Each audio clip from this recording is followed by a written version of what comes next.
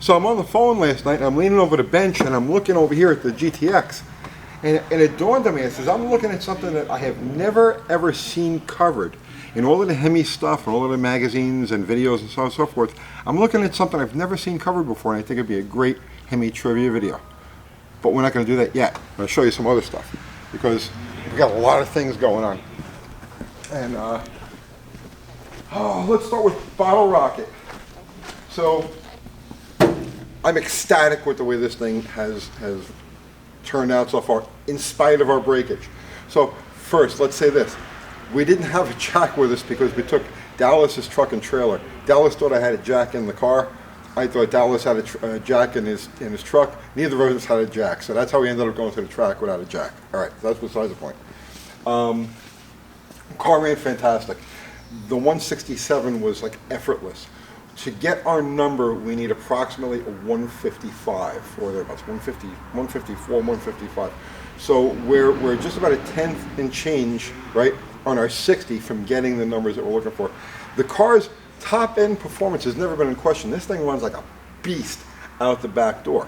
It was always getting it off the starting line. So now we've got it to where it leaves the starting line. We know it's going to run out back. We just need to put that middle ground together, and that's what we're working on now. We're rebuilding the front end, new bushings and all. We're about to rebuild the whole front end. The uppers are new. Just the lowers are going to get changed. But while we're at it, while we got this thing apart, we're going to be swapping over to these drum brakes. Now these are going to save us approximately 40 pounds of unsprung weight off the front of the car. But they're also a mess, so we've got to get them apart. I got to get studs for it, clean them all up, and get them ready to go in the car. The only other change I made to the car from yesterday or Saturday was I changed the ratio on the clutch linkage to give me a little more control off the clutch, because it doesn't want that violent hit. It wants to be, eased off. You just want to slop feet and lay into it, which is where we got our best results with it. So now I have a little more control over that.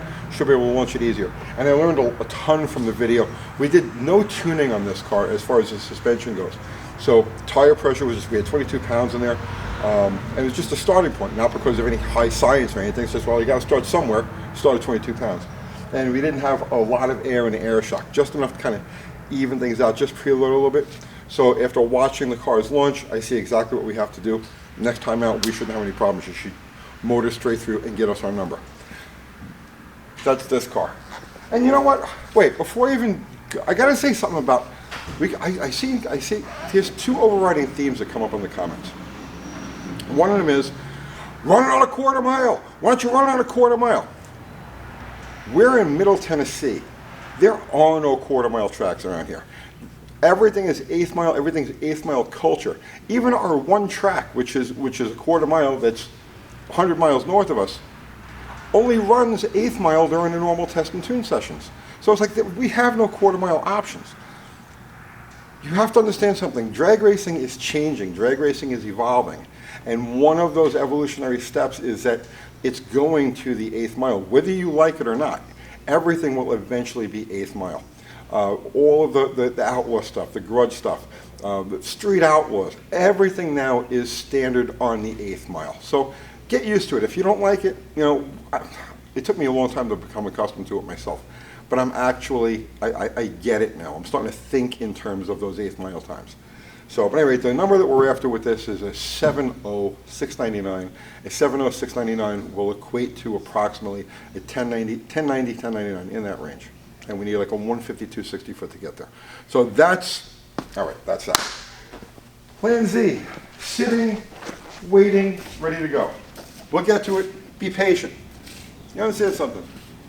When you watch these shows that have ongoing projects, there is sometimes literally years between updates on these cars, right?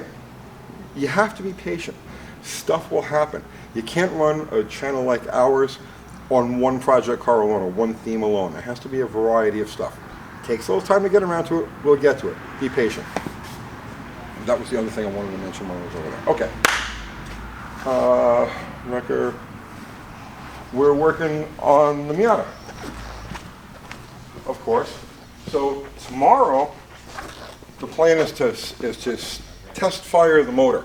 So I rounded up bits and pieces for it. I got a distributor coil, cap and wires, a starter, a fuel pump. We're going to bolt the transmission to it and fire that thing on the floor tomorrow to make sure she's all good to go. I made the access panel.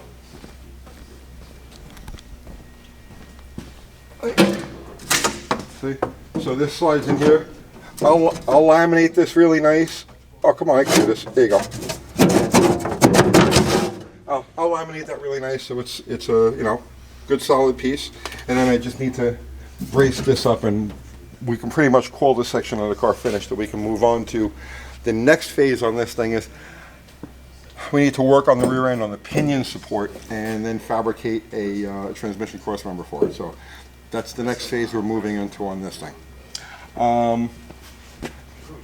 Here's something different.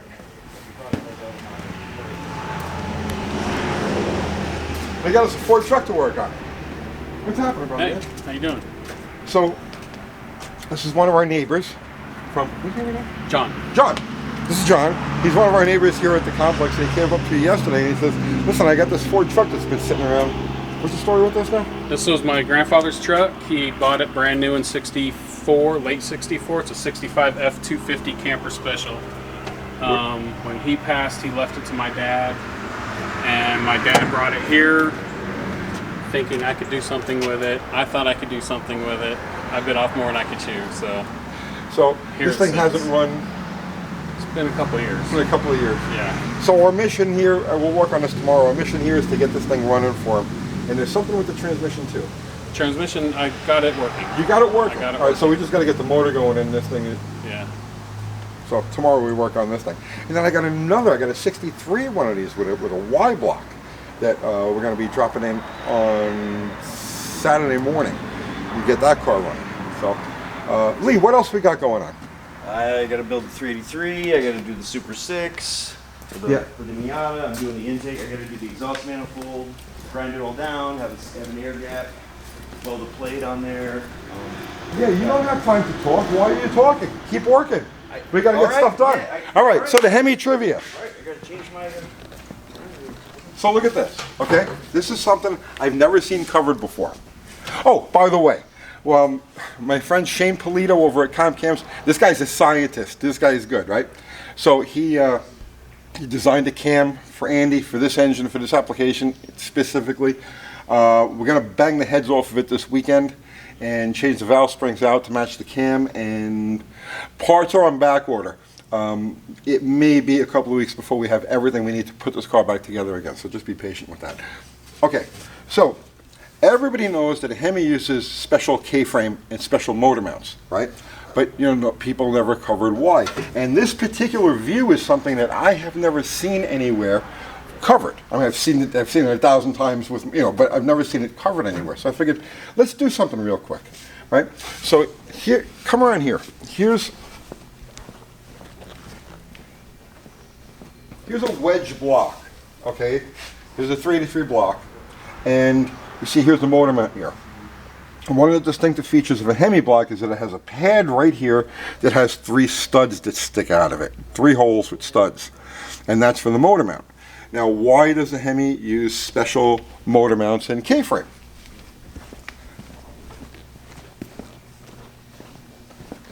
It's because of the exhaust. See? So you see on this side, here's my fingers right now are in the exhaust port. So you can see where she comes down right here. The front tube comes down into this area. There's no room for that normal bracket, so they created this situation which mounts the biscuit and everything much lower and gives the room over there. On this side it's even tighter because you see you've got, this is a power steering box. In order to have power steering available on these cars, they had to eliminate the ears off the block entirely so that the manifold can slip through there between the steering box, the port, the steering box, and the oil pump. So it's actually,